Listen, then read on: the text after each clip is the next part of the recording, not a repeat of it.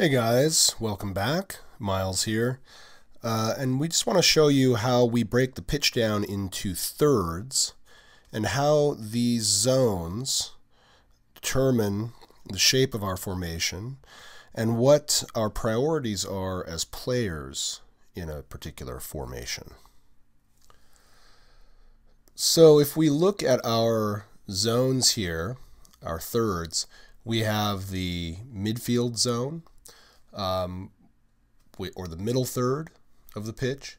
We have the attacking third, or the final third of the pitch, and we have our defensive end, or the defensive third of the pitch.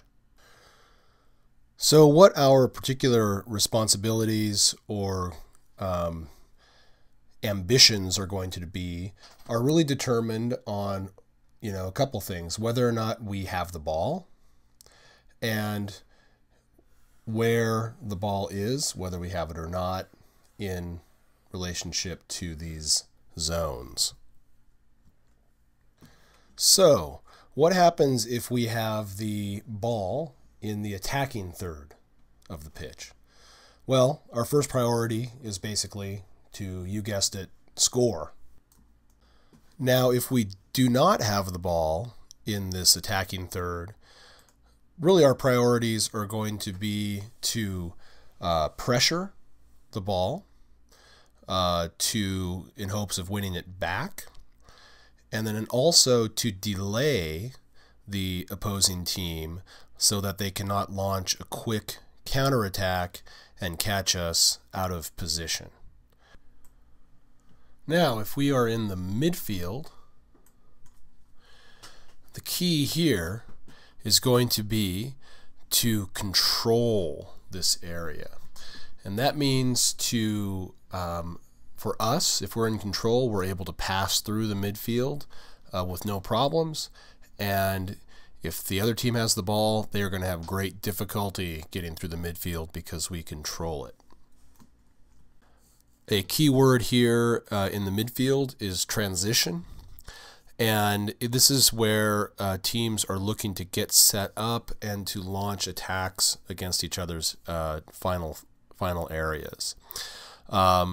Again, this is going to be a key place for us to win possession and to maintain possession. And we need to be contesting and battling for everything in this area.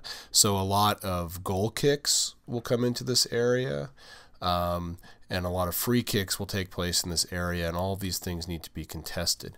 It's also an area of the pitch where a lot of balls are up for grabs, and we call those 50-50 balls, and so those need to be contested, every single one of those, so that nothing is easy for the opposing team in this area. Now, in our defensive third, the priority is for us to defend, to stop our opponent from scoring. So if the ball is in this upper part of the defensive third, or even into this part of the middle third, our emphasis becomes one of delay again. And so delay, we need to hold our opponents up here to slow them down so that we have opportunities to get our men back behind the ball, and so we can mount a strong defense back here. Now, as the opponents make progress with the ball into this area of our defensive third, things become a lot more urgent. This is the red zone. And so in and around the box. And so what we need to do here is to really emphasize not giving our opponents opportunities to score.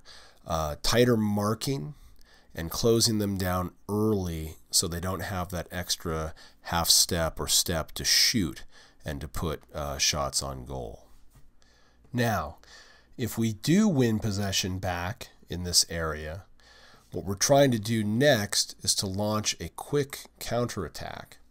And the way that counterattack is going to work, it's not by dribbling past a bunch of guys in here, because that's very dangerous. If you lose possession, they're in with a shot on goal.